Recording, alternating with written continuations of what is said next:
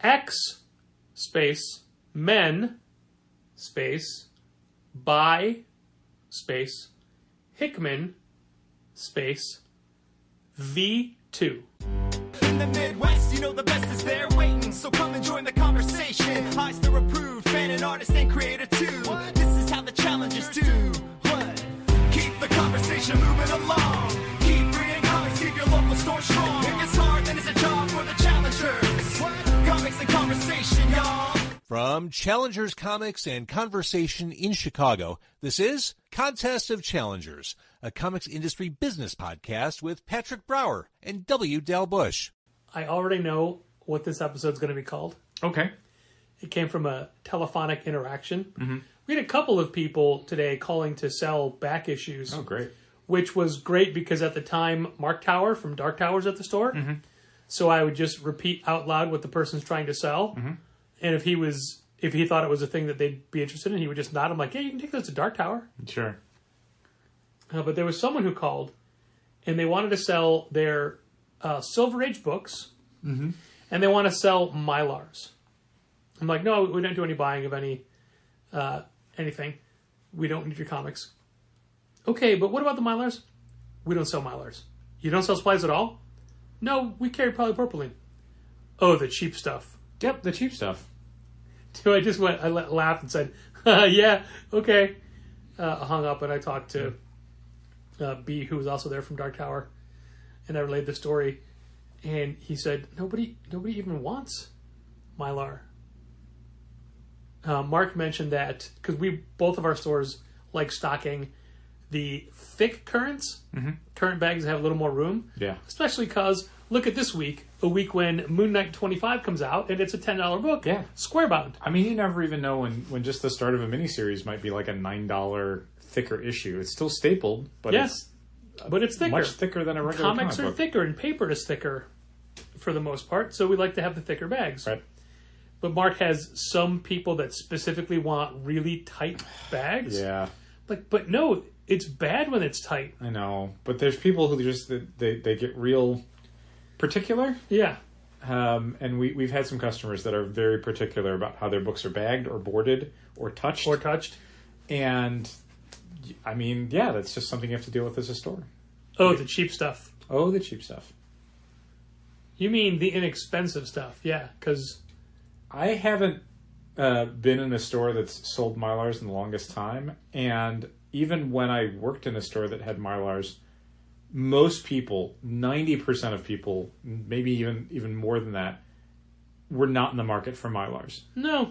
Because you don't need at the time, a bag that was 20 times the cost of a regular bag just for your, current issue of X-Men. You don't need archival stuff like that. No, you don't. Most bags will last 20 years. It's fine. That's plenty. The charcoal backer boards. Yeah, all that stuff. The backer stuff. boards with a layer of charcoal in them. Yeah. The moisture wicking backer boards. Mm-hmm. I don't know. That's the thing. I just made that up. I don't think it's a thing, Patrick. Sure it can be, though. We'll manufacture those when we do my side sleeves. Smart. Remember my side sleeves? Remind me. The bags that open on the side? Oh, yeah. You mean, oh, yeah. Oh, yeah. Great, now Kool-Aid's going to come crashing through the wall. You got to keep it a little lower. Oh, yeah. No, forget it. Forget it, Dal. Just go back to selling the cheap stuff. Mm-hmm. I love it. It's all I drink. It's the cheap stuff. This week, the article I was referencing on the last episode of Contest of Challengers on Sketch.com. The article, not Contest of Challengers. Off Panel is the podcast on Sketch.com. Contest of Challengers is the podcast on Challengers Comics. Unnecessarily convoluted explanation. Patrick, you were talking about an article that was going to appear on Sketch.com, and you mentioned it on the Contest of Challengers podcast. When? I don't care. So the article came out, and it was the state of the industry from the first half of the year, the state of the retailer industry. Correct. And it was a conversation with retailers about the year so far. Sketch.com. And David Harper. It was one of the first times that a piece was near unanimous in its Negativity? Well, I was just going to say... Realism? Yeah, there you go. Sure. There's half always, a dozen of one, six of the other. there's always one store that's annoyingly positive, Yes. which, good for them. Well, The rest of us could be annoyingly positive. So Annoyingly positive. I don't know if we're naming names or not. People can go read the article. The store in particular that's usually very positive and overwhelmingly so, it's not that they're strictly positive so much as they are overwhelmingly positive about their store's sales and the excitement of their customers and the I guess their business specifically is always positive. The industry, they can be less positive on sometimes, but it's even their negativity is couched very specifically within obstacles and hardships they've overcome. Yes, the rest of us are still down in the mire, but they've overcome them. But anyway, it was, if anything, cathartic knowing that everybody's in a very similar boat. Yeah, we talked about this before. There is some slight positivity in knowing that what you're dealing with is not just something your store or your ownership is experiencing. If it's something that's facing the entire industry, you feel less responsible for fixing things because there's only clearly so much you as a store can do. It becomes more about surviving what's to come rather than figuring out if you are the cause of why this is happening. I never really figure that I'm the cause of why it's happening, Okay. but I'm also never the solution, I wouldn't say that. which is just as bad. I wouldn't say that. And it, of course, inspired debate online, conversation. Oh, that's part of our name. Oh, wow. And chatter, if you will, mainly on a platform that I'm very surprised how continually active it is in the comics industry sphere, and that would be Twitter. Oh, okay. There's a lot of comics creators still actively engaging on Twitter. I heard that Threads is already, people aren't using it. Everyone downloaded it in that first week, and then in, week 2, everyone's like, I'm not using it. Yeah, but I mean, you can say that about Mastodon or Hive as well. Yep. Yes, you And- could, Patrick. Yeah. We have, it's Blue Sky is where it's at now, but no one can get an invite. And they've paused onboarding because they can't handle the traffic. Well, that's going well then. Currently, we do not have a Blue Sky account, and I imagine by the time we are allowed to have one, all of the iterations of our name will be gone. Probably. Anyway, over on Twitter, there was a lot of talk about the article as a whole. Some by retailers, a lot by retailers who were not in the article, smaller stores or smalls. What's up, smalls? Pores. Pores I'm unaware with. MJF calls them pores. But also some comic fans. And sometimes, because it's the way the Twitter interface is, you see a comment and you see people liking comments and it brings a comment back to the front, but sometimes you're unaware of what they're in fact commenting on, and you need to do some digging if you care. When I say you, I mean a person in general. I specifically do not mean you, because that's the thing you would never do. No, I never would. No, even if you had to. I don't. Yeah. I think maybe once, maybe twice, I've seen you ask more about what are they responding to. Yeah, I mean, sometimes my curiosity gets the better of me, and it overwhelms my natural inclination to not engage with anything on social media, So which has served me so well, Patrick. And this is going to gosh. be an iteration, a reiteration of why you don't. Uh-huh. And it's funny to me because sometimes, most often, the people who have the, I don't know, not most tone deaf, but the takes that are most opposite from mine are people with a very a much lesser footprint than ours. Okay. And I'm not in any way saying the number of followers you have equates in any way to the quality of your character. However, if it were to, there was a comment that said, and I didn't write it down, but it said, if I were to walk up to a store and see a sign that says, quote, your life doesn't matter, end quote, but someone else's does, I think that's the majority of the problem right there. And I didn't understand that that message. Sure. I didn't know why That's it was a confusing posting. thing to say. So you have to, click back through a couple of tweets to see where they are, and it just goes right back to the main article. And I thought, that's so weird. What is this referencing?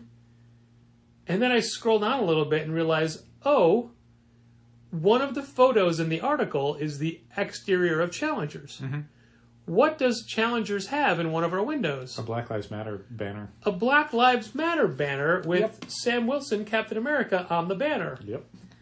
So this person who has like 180 followers, Shocking. who, for the most part, just live tweets wrestling shows, and also likes the band Kiss, two things which just horrified me. Yeah, it's a weird overlap.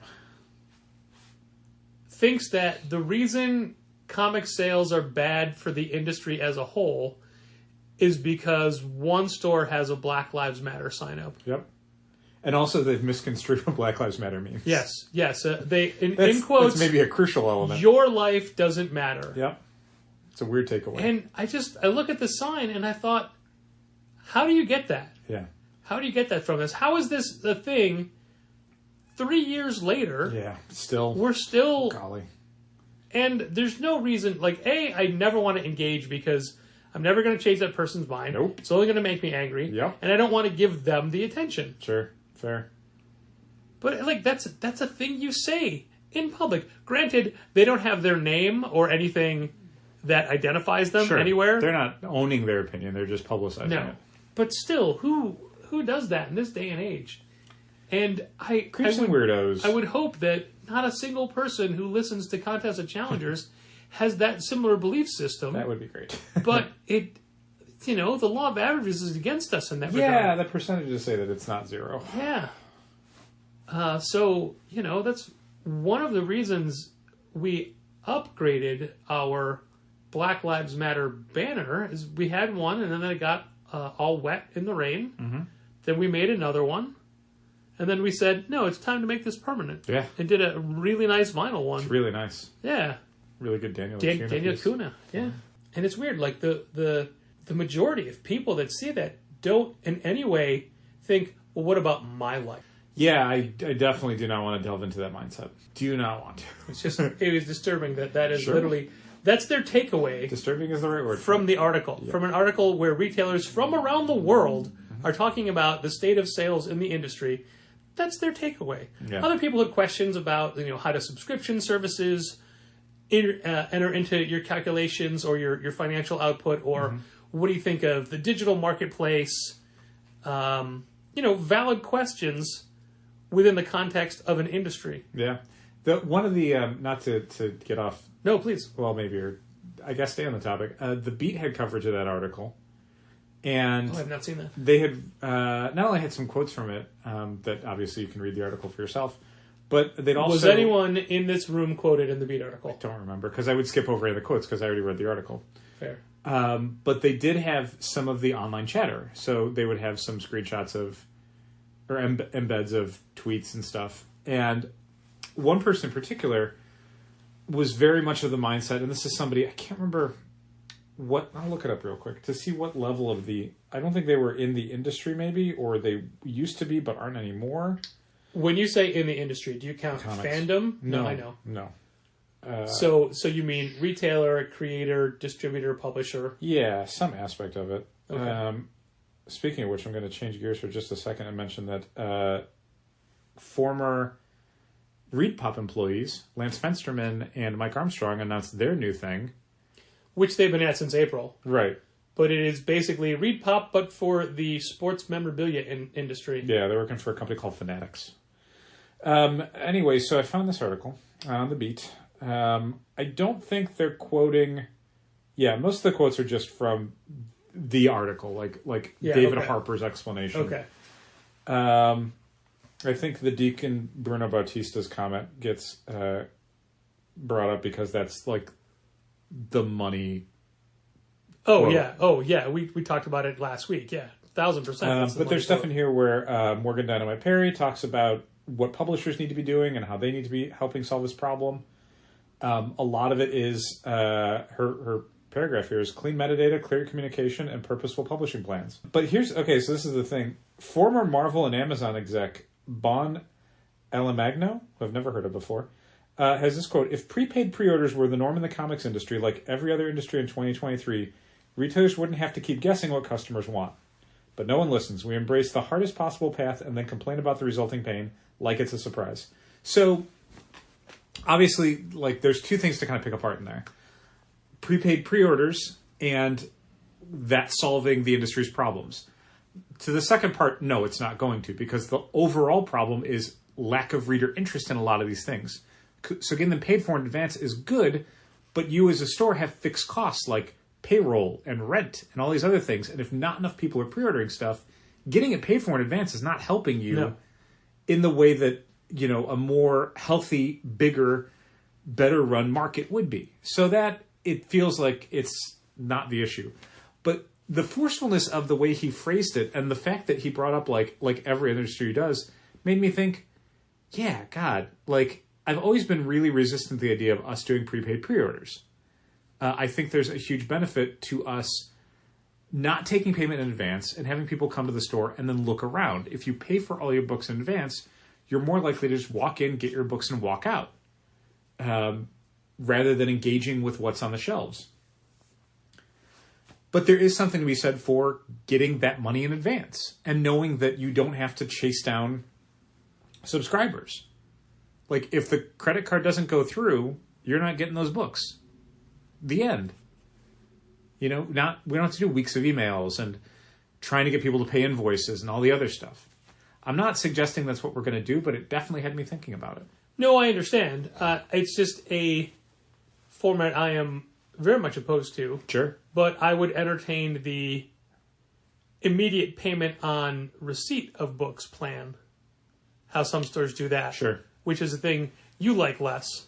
Well, I mean, honestly, like prepaid pre-orders or on receipt is the same thing as far as my complaints and my concerns. But yeah, I mean, just the idea of that is how everyone else does it. Like, if I... Well, I mean, how do you mean everybody else? Well, I guess... Grocery stores don't do that. No.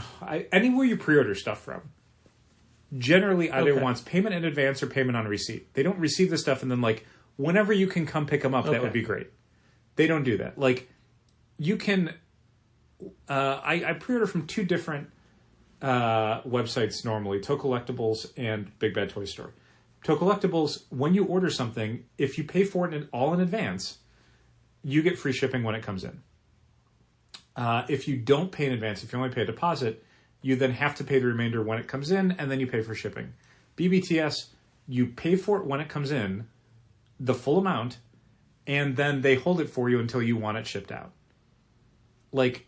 And then the third option is I order from Ringside Collectibles and you prepay for everything in advance, including shipping. Yeah.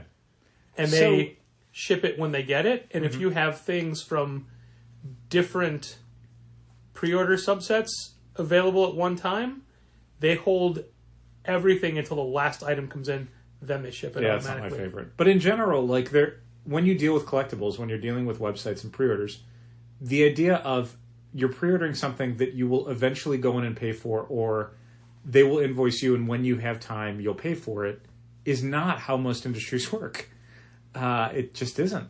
So it's true. While I don't want to shift over, it's still a thing of like, I don't know, like, are we holding on to some weird, outdated concept that is not serving us and that most people don't care about or don't think about? That is definitely the topic of the day, because the Dark Tower guys were over to learn how we use Shopify and manage comics. Sure. Because they want to feel like they're in the present. Sure, I understand. And everything they do now is through Square. Okay. But Square doesn't handle subscription management. No. And can't handle the sheer volume of product. No, and that's the thing. Like, well, we've run into problems recently where our database of stuff, which doesn't even include back issues or anything, just a couple, 3 years worth of products. It's too robust. It has too many items, and certain plugins are like, wow, it's going to cost you a lot of extra money to get the services you want. That sucks. I would say that in general, I think Square's point-of-sale system is significantly better than Shopify's. Yeah. There's a bunch of things that Square does as a part of your monthly subscription that Shopify makes you go elsewhere to pay for, in addition to what you're paying Shopify for the month. So that sucks. Yeah, they were kind of appalled by the monthly costs. Oh, yeah, they're nuts. It's insane. And yeah, they're just basic things. Like we have to pay a separate system to use a loyalty rewards program. Square, it's baked in. Just part of the service you get. Yep. But at the same time, yeah, I've looked at Square before, and Square is very difficult to use when you have a ton of items. It's really not built for it. Like, as much as Shopify kind of isn't built for thousands of items, Square is kind of not even built for hundreds of items. Wow. It's not great. There's a lot of these solutions are for places that like manufacture and sell their own stuff. And most places, handcrafted goods or small batch items are not manufacturing hundreds of varieties. They're manufacturing a few dozen, and they keep them in stock all the time. So when you have something where you're like, oh, we're a storefront that gets in a couple hundred items every single week, you're going to have a bit of a problem finding a solution for that with the stuff that's currently on the market. But the reason I've always been against the prepayment at pre-order stage is a specific to Challengers issue of not wanting to get the money months before we have to pay the money to the distributor. Sure. Yeah, I would always be reluctant to do payment on order as opposed to payment on receipt, Delivery. I guess you maybe call it. Because you never know when stuff's going to come in. I don't like the idea of taking payment for something and saying, okay, well, they're telling us it's going to be coming in 2 months, but maybe it doesn't. Maybe it comes in months and months later. Maybe it never comes in. The amount of places that I would see complaining about how to get deposit information out of RMH and RMS because something shipped drastically late or changed the description from what it was initially solicited under or whatever, made me so glad we never did deposits or prepayment or anything like that, because we never had to deal with that. When I was a young comic book fan, getting a subscription, my monthly pull list from a store out in Naperville using the Advanced Comics catalog, my brother George and I would go through every month saying we want, and you'd prepay at the time. The amount of time I knew the guys at the shop had to spend at the end of each month figuring out what didn't come out and what money needed to be either carried over or returned. That's the worst. And this was at a time when there was, I think it's safe to say, slightly less comics coming out. Probably. What about variant covers, though?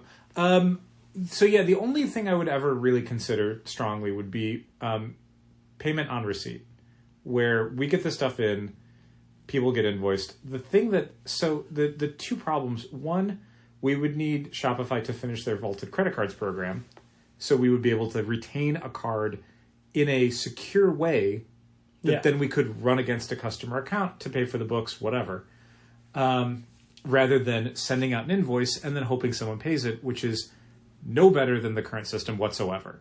It's slightly more convenient for the person, but most of the people who would pay the invoice online are the same people who would come in and get the books anyway. The people that we would need to pay for in advance are the ones that are not responding to invoices and all that other stuff. The ones who don't accept marketing. Right. So, one, the vaulted cards thing would need to be done. And two, just a personal thing where we frequently have issues with people's subscriptions. They've pre-ordered something they've already subscribed to, so there's a duplicate that we have to take out. Or they signed up for a cover, but they meant to get the other cover or whatever. And I would rather have that stuff dealt with before they pay for it than pay for it and then come in and go, wait, no, I didn't want this one and we need to switch this out. Not that it's a huge hassle necessarily, but it's still an additional, frustration point. Not disqualifying, but definitely, a thing that I'd have to think about. But yeah, the vaulted credit cards thing is kind of the most crucial element. And then just the sheer fact of having to package those books up in a way that denotes they're paid for. Well, I mean, I guess that's the thing, is that once we switched over to it, there'd be a little bit of an overlap between like stuff that isn't paid for and then stuff that's being paid for as it comes in. But within a few weeks, all you would have on hold is everything that's paid for. I see what you're saying. Eventually, So, yeah. everything in the club box is just, it comes in, everyone gets invoiced Tuesday night, you come in Wednesday, ready to go. So if a card bounces, is that person immediately dropped from the system? We would, I mean, depending on how the system works, we would probably have a little bit of leniency of like, we will send you an email, you have 48 hours to get in touch with us, correct your credit card information. Because, I mean, sometimes it's, someone's burning you, but sometimes it's just, oh, I got a new credit card and I forgot to update it, or I got identity thieved and I didn't tell you guys, or whatever. Last week I had 2 books. This week I have 16 and 2 of them are $10. I'm not prepared for this. But I mean, that's the industry as a whole. Yeah, like, I mean, I don't want to be cruel about it, but we have to pay for it before you get them. Right. And we don't get to say, well, our bill's a little high this week. Invoice us for Moon Knight 25 next week. It's like, no, that comes in. And that's the thing that, as a subscriber, yes, while there's certainly like a benefit to you as a subscriber by being able to say, well, money's a little tight for me this week, so I'm going to take these 4 books I got in, but the other 2 I got in I'm going to get next week. We didn't get to do that. Right. We already had to pay all that. So now what we were expecting, the 6 books that you ordered to be paid for so that we could then pay our bills, now we're getting 2/3 of that, and the other third we'll hopefully get next week if things are light for you, and so on and so forth. So, yeah, there's a lot of little elements of like, boy, I'd like to do all these nice little things for people because I understand that money's tight or whatever, but the fact of the matter is money's tight for us too. And we are not so flush with anything that we can just be like, yeah, no big deal, it's fine. Like, I'm running a business, Yeah. That's, when we talk about these solutions, we were talking about running a business and how to keep that business afloat because of a lot of things that we would normally do to be nice, and being nice doesn't pay the bills, sadly. Wish it did. I get it. You want to charge people in advance because credit cards float. Right. But if they were to pay all in change, that would sink. It's true. I figure that was a good option, sinking. Mm-hmm. Well, I think it's interesting that the Beat had coverage of it. Yeah. Well, I like that because I know David Harper constantly references Beat articles for things as well. Sure. Yeah, I mean, the Beat coverage is more, like, less about, like, the specific article and more about the reaction to the article online, and how that was, either pushing back against or supporting what retailers were saying in the article. One of the things the retailer had said, who's actually in the article, had said that, in his opinion, one of the things the article doesn't take into consideration is challenges that are being faced by other businesses. It's not just the comics industry, it's everyone. Sure. And one particular publisher's reaction was just this times 10,000. Yeah, it's super tough. I mean, I get it. I'm sure a lot of smaller publishers didn't like to hear how irrelevant they were to most stores' bottom lines. Yes, but I feel like they know their sales. Yeah, we got an email from an image creator no less, about the new image book, and it was basically, hey, we got the pre-order numbers in and they're real bad. Can you maybe consider ordering a few more copies on FOC this week? Oh, I don't know if I saw that email. I'll mention the name after the... Sure. Yeah. But it was... Is it something that we've read? I don't think so. Okay. Nothing that you and I have ever talked about. Oh, so maybe they need to send out PDFs and people have a chance to read the book. They might have. I don't know if it's something that either of us were going to read. I see. I do kind of hate that I'll get an image email and just by the cover I can tell you what house it's under. Sure. Like you can look at a book and go, oh yeah, that's Top Cow book. Yeah. Yes. Things like that. Uh-huh. And when you can do that, it's Is it based on a video game I've never heard of? Well, it's just Sounds like Top Cow. Your logos are all very similar. They are, it's true. I feel the same way about a lot of Vault's books. Like their logo designs, while vastly different, all feel like a Vault logo. Yeah, I think the hallmarks to me of a Vault logo are it's a little bit more compressed and a little taller and shorter. Yeah. Like it's more. It's not horizontal. It's more vertical. Yeah, like letters have a again. It's like it's compressed a little bit. That being said, I think Barbaric is a great logo. Sure, I think that one's always stood out a little bit. But yeah, you can look at a book and be like, oh yeah, no, that's going to be a Skybound book. Sure. Speaking of image announcements, and Skybound for that matter, and I wasn't actually planning this segue. Okay. They announced a book today that I was incredibly surprised by. It's a book written by James Tynion and drawn by Martin Simons. The Department of Truth team. The Department of Truth team. And 100%, when I saw the title on this press release, I thought, oh, this is a Dynamite book. Sure. Mad Cave, I think, just got like the King Features characters. Like Flash Gordon's going to be coming out from Mad Cave. Wow. So anyway, nothing goes away anymore. The new James Tynion 4-issue miniseries is Universal Monsters DRACULA. Yeah. It is a Dracula 4-part miniseries by James Tynion and Martin Simons, and I gotta say, I'm into it. Okay. Like, Dracula's never been my go-to Universal monster. No. But the fact that they're doing this and it comes out the week of Halloween, which kind of perfect. Okay.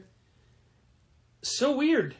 It's very weird. I mean, I would much prefer new issues of Department of Truth. Yeah, I don't care about Universal Monsters in any way, and I never have. So even the best creative team, and I don't read Department of Truth because it's not really my thing, but even the best creative team would be something where I'd be like, I don't care. I like the best executed Creature from the Black Lagoon comic doesn't matter to me. It just doesn't. There are fans out there though of those monsters, so hopefully they'll pre-order these. And I wonder what the selling rate of a James Tynion Universal Monster book would be against like a James Tynion Closet. Oh, for us less. You know, you can't compare it to World Tree or Something Sitting the Children because those are ongoings. Right. But for a miniseries? Substantially better than The Oddly Pedestrian Life of Christopher Chaos. Which what about Blue Book? I don't usually talk numbers on the podcast. I think it's gauche, a little gauche. Patrick, can you guess how many copies off the rack we sold of the A cover of The Oddly Pedestrian Life of Christopher Chaos, a book that we ordered a whole bunch of copies in the first week? Let me see. Is it this many? No, and I'm going to say the number out loud so you can just guess it. 2. One copy of the A cover. But how many of the B, C, D, E, F covers? We sold some of the other variants. Don't get me wrong. But the A cover that we ordered a lot of copies in of, nobody cared. One person cared. And that was a book that we spotlighted on the front counter, that we put in the emails, I talked about in the video? Yeah, no one cared. It's like everyone could tell, oh, he didn't really write this. Which I wish I had been able to tell more when I had ordered it, that James Tynion had the idea for The Oddly Pedestrian Life of Christopher Chaos, was not actually writing it. Was not actually writing the non-returnable, to my knowledge, Dark Horse comic book that we ordered a lot of copies of the first issue, and I think maybe did the FOCs for 2 before 1 came out? Yeah, we did. That was remember that was a point of going behind a sales rep to get a creator to be like, let's re-FOC this. That kind of a thing. Yeah. Now, there was another horror book announced today that I think... and again, I'm not a huge horror guy, but there's a lot of good horror books out right now. But this one, by the sheer creative team alone, I have to be excited for it. You do? Yeah, I do. Okay. You know what it is? The Midnight Show. I don't know that one. Oh, it's about an unfinished horror movie and a horror icon from years gone by. And it's done by the writer, artist, and colorist of one of your favorite books that you have multiple fancy hardcovers of. Is it the Sixth Gun, Patrick? Is it the Sixth Gun team? It is Cullen Bunn, Brian Hurt, Bill Crabtree. Cullen Bunn, Brian Hurt, 2 guys who have an extra vowel each at the end of their last names. Or consonant, even. Is it? It's a constant that they have extra. Yeah, okay. Well, I was leading it to Bill Crabtree, who has 2 vowels at the end of his name. Letters. You could just say letters. Fine. There you go. The whole team has two of the same letters back to back. Yeah, it's the Six Gun team. Nice. I'm excited about that. Yeah, it's Dark Horse. Cool. And Cullen had another, you're not going to believe this, horror book What? announced at Oni up. as well, where he currently has Lamentation. Mm-hmm. I was reading the Paul Cornell newsletter today, which he just recently switched to Substack. But I very much like his newsletter, specifically for his My Week section. It's the last section of every email newsletter where he talks about his week. But he's talking about the sheer number of projects that, it's all a lot of, I can't tell you who it's with, I can't tell you what it's of, but it's been greenlit and all that kind of stuff. And it is like, I think all told between every media, he's got 16 projects he's working on. Jesus. But that's what you have to do now. Unfortunately, yeah. And it's such a weird thing. Like, you look at... I think we were talking about it back when John Allison was on off panel. And just that, there's creators that want multi-year runs on books. They want to be able to just do a book continuously, but you can't in the market anymore. No, you can't. And it's kind of like what's happening in Hollywood with the all the strikes, the Writers Guild, the Screen Actors Guild. Sure. And the sheer number of streaming services and shows that are out there, just the amount of product that is available for viewing is unwatchable in a single human's lifetime. Correct. There was a point in comics history, which that's why it's history, it's happened, it's gone, where you could buy every single comic and actually read them. Yeah, I mean, the second part definitely is always the more difficult part. You could buy everything if you had enough money. Sure. But actually being able to sit down and read every comic that comes out over a week, let's say, I don't even know how many days that would take. Yeah, it's ridiculous. It's an embarrassment of riches, as Earl would say. It's not how he would say it, but it is what he would say. And there's a lot of talk of, with all the striking, we're going to see our forms of entertainment get an uptake in eyeballs because people are going to need to be entertained. And comics are available. They're out. They're being now. The same people are doing them. Yeah, not now, though. I mean, that's the one of the things with the various strikes is that a lot of stuff is in production or was in production well in advance of this. Yeah. Because studios knew the strikes were coming. They were stockpiling scripts because they knew the writers were going to go on strike. They were trying to get projects done and cast because they knew that actors were going to go on strike. So there is stuff where it's going to be still showing up for the rest of this year. But yeah, I mean, there's definitely stuff in 2024 that's already like... First half of 2024 could look a little light as far as movies and TV shows go. Remains to be seen. Depends on how long these strikes run. Through October, when everybody can't afford their rents anymore, is what I've heard. With the book Fallen Friend that came out this week from Marvel. The tribute to the life of Ms. Marvel. Kamala Khan. And Kamala Khan, sorry. Yeah, there are two separate people among the 6 people who were being honored at that service. We talked about this on Instagram, but I actually thought it was a really well done tribute book, and I enjoyed it. And at the end of it was a QR code that earlier this week was a broken link. Right up to Wednesday, it was a not yet, check back soon. Yeah, not yet, but soon on a black page. And then I guess sometime Wednesday, it was a link to another page in that story. Yeah, essentially like a post-credit scene. Yeah. I think it was Andrew DeVito who had drawn it. And it's... I'll just say what it was. It was... I don't know if you should or not. Okay. Do you think it matters? I don't know. But it's linking to what happens next with that character. Right. And at the same time, Marvel was releasing a book, or soliciting a book called Classified. For the last few months. Yeah, which we personally had been saying that is the return of Kamala Khan as a mutant. Right. That was when it was announced that Kamala Khan was dying in the pages of Amazing Spider-Man and that there would be a book called Fallen Friend. Alongside that, there had already been the classified stuff, and no one really knew what it was. But putting all that together, fans very quickly went, oh, they're going to be bringing Kamala Khan back as a mutant because that's what she is in the MCU. So today was announced the new Ms. Marvel series, Ms. Marvel, The New Mutant, with a slightly redesigned X-Men-y original X-Men costume. But it's designed by Jamie McKelvey, who I think did the Ms. Marvel costume originally. But it's a great take on her costume, but as the X-Men Yeah. classic costume. Yeah, it looks good. I mean, Ms. Marvel's had a few different costumes, and this is one of the better ones. It definitely looks like something that she could have for a little while, and it wouldn't bother me. You know what's kind of neat about that announcement? What's that? You know how I learned about that announcement? No. In our email? In our email. Yeah, Molly Jane was very good at... Because that was just announced today, and I think I could be wrong, but I think she went in and added that to the email after she had already done it up, because a lot, like the image she used in it did not even exist before this morning. So that was great. That was a real heads-up play, because it told people, hey, this thing that got announced, the orders are closing for the first issue in like 2 weeks.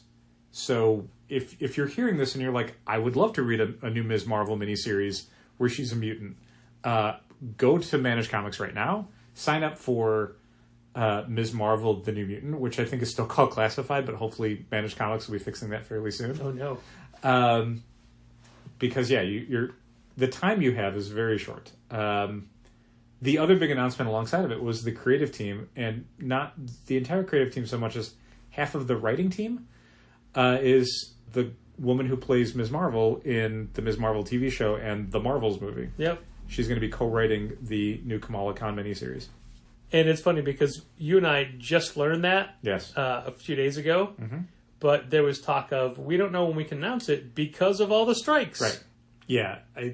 It's a weird gray area of, if you're an actor, you're not supposed to promote any of your projects, your film and TV projects. This is technically a comic for the publishing side, but because it's a comic promoting the character she plays in the MCU, it's kind of this thing of like... This weird gray area. Yeah. There was a adorable picture of her in a comic shop buying a copy. Her comic shop. She owns it? No, that's the comic shop she's bought comics at since she was a kid.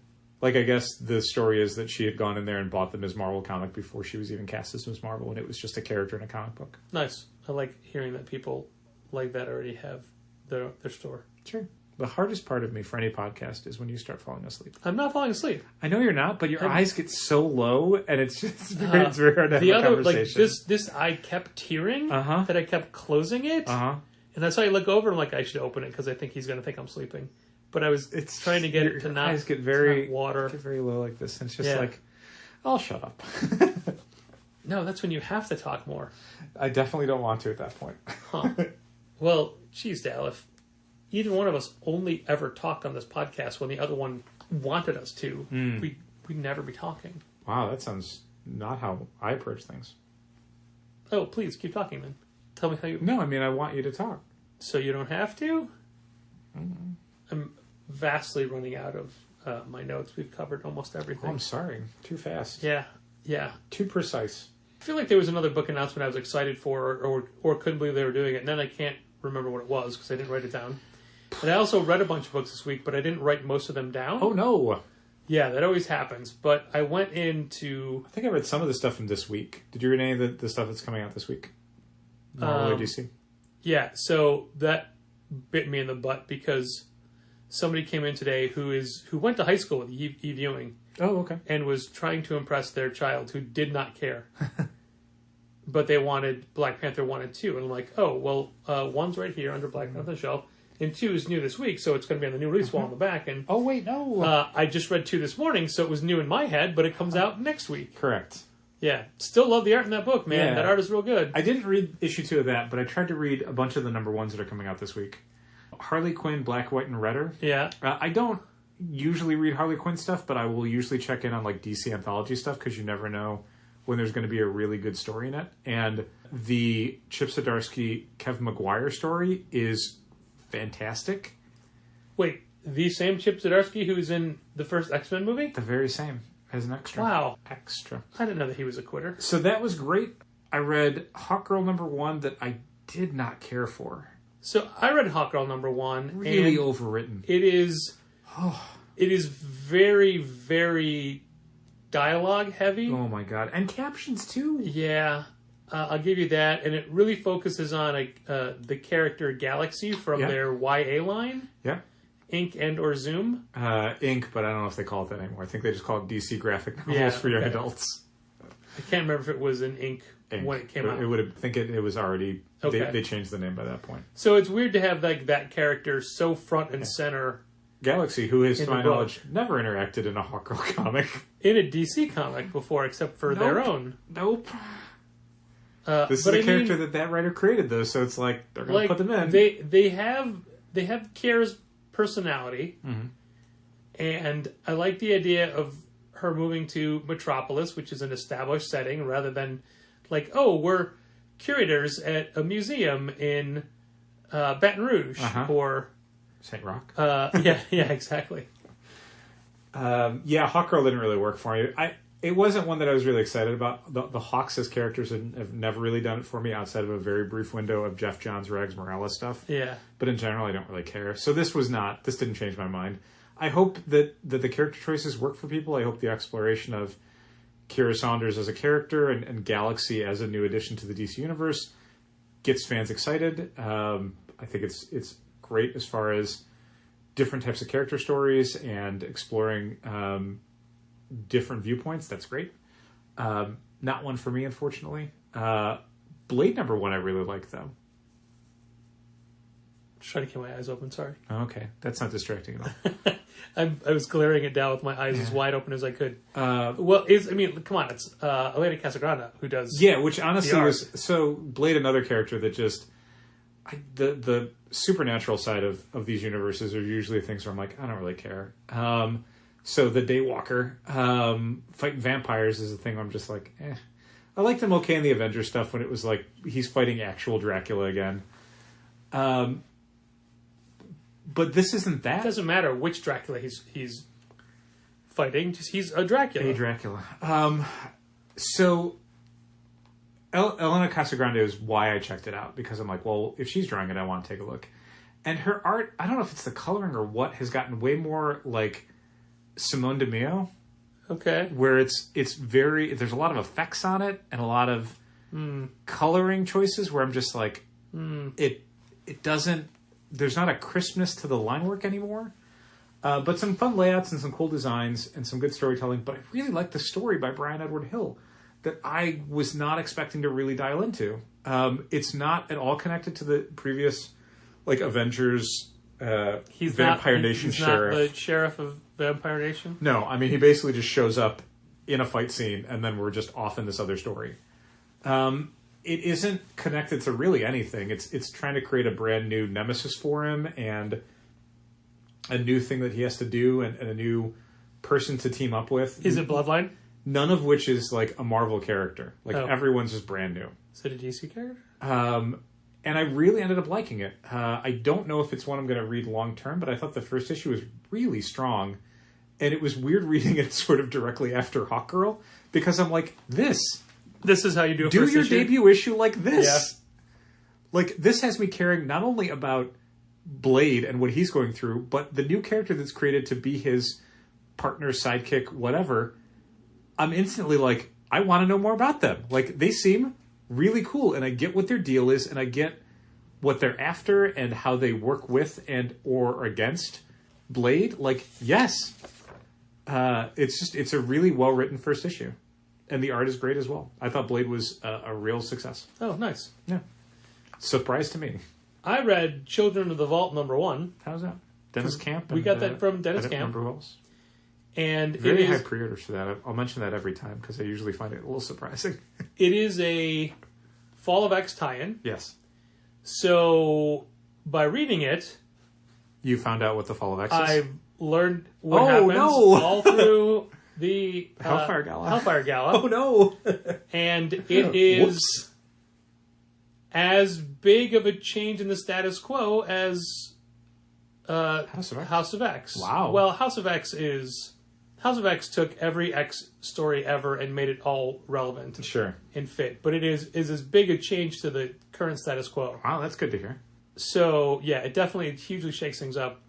I liked Children of the Vault because it's the Children of the Vault from the Vault storylines. Yes. But it's really... From Mike Carey, and then later Jonathan Hickman. And then later Jerry Dugan. Yeah. And now Des Camp. But it's basically a Bishop Cable team-up book. Yeah, I think I've read that. That they are the ones having to go up against the Children of the Vault. Yeah. So I read it, and whenever a creator... And creators almost never send us their Marvel books. No. I'm sure Marvel's not crazy. Does Marvel even use box anymore?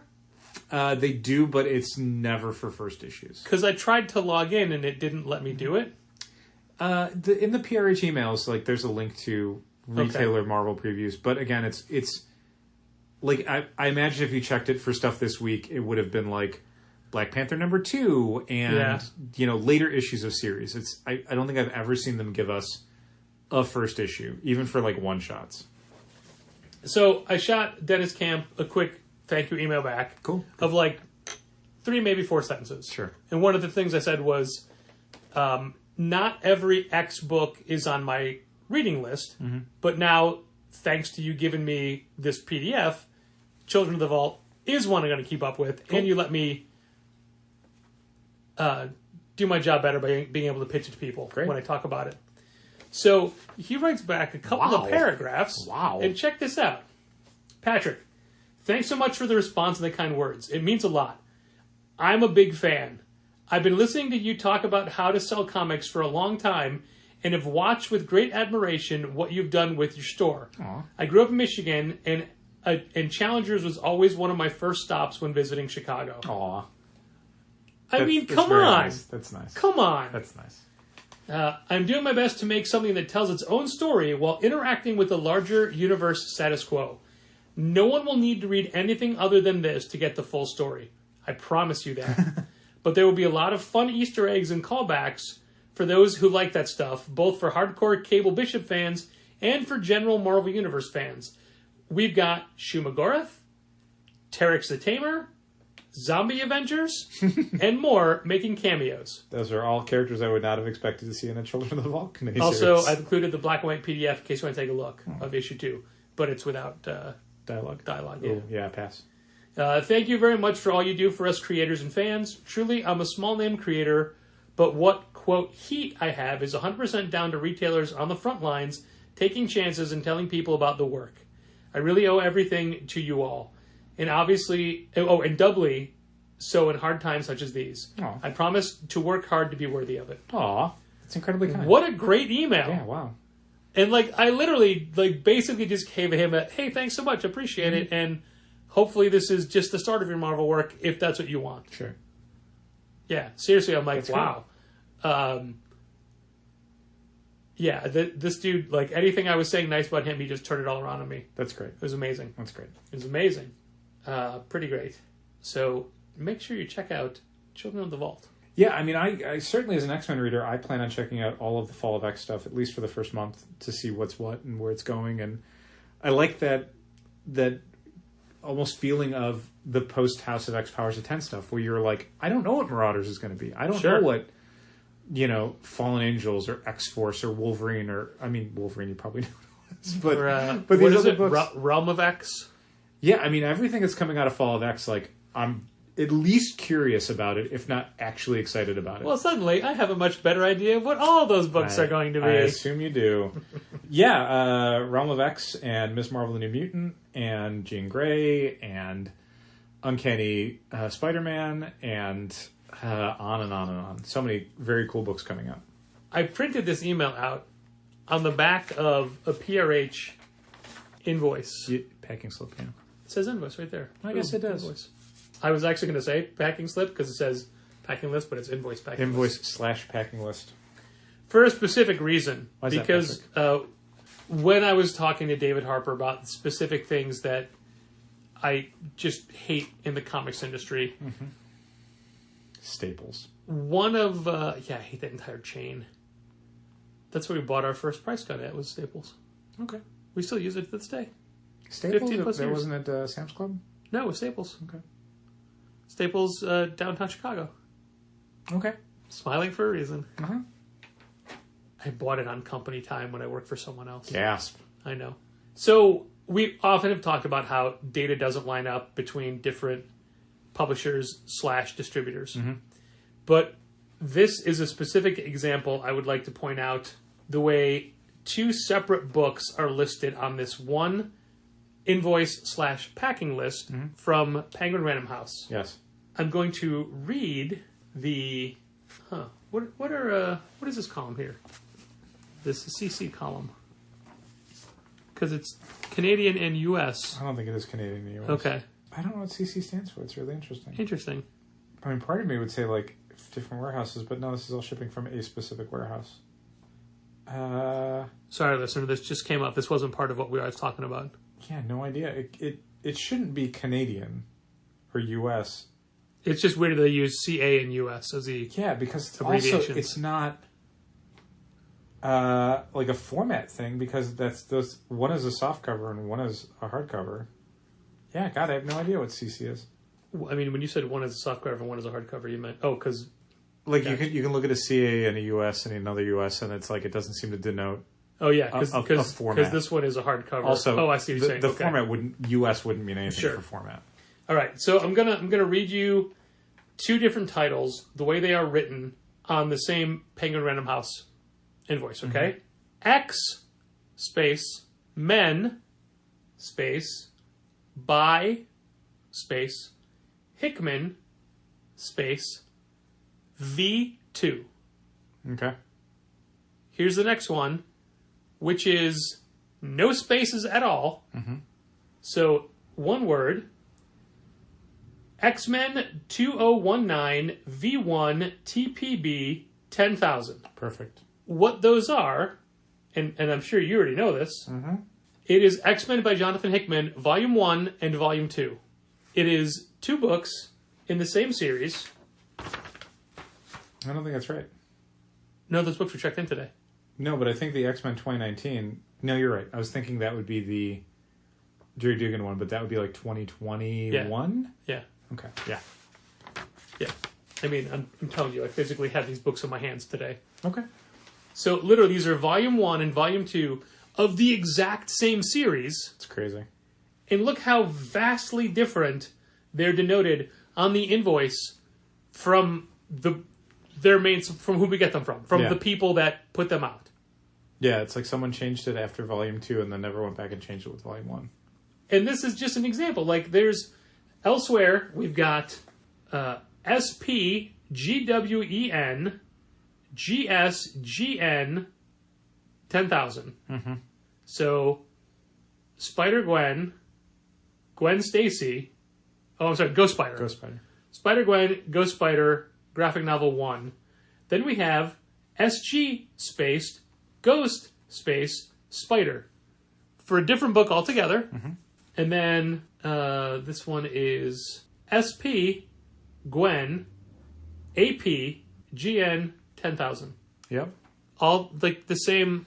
There's no formal version of any of this. Like, they have not figured out how things should be written down. But look, and they're like one of the major book publishers or book distributors in the United States. Thor by Donny Cates, listed here. Thor 2020 V1 TPB, Thor 2020 V2 TPB, Thor 2020 V3 TPB. Yeah. They got that right. Sure. They got that one right. This one is also one of my favorites. NTW space V1 space leaping space into. It's Nightwing Volume 1, leaping into the light, right? Leaping into I think so, yeah. But they spell out leaping and into, but abbreviate Nightwing NTW. Yes, which I've never seen anyone abbreviate Nightwing NTW Right. before. Spell out Nightwing. Yeah, that's the key word in the title is the character's name. Man, or at least because it's the soft cover, do like Nightwing SC V1. Right. If they had one standardized version of this, it would be fine. No matter what that standard was. No matter what it was. You could pick any one of these things that we've just laid out and said, just do all of them like that. But they don't.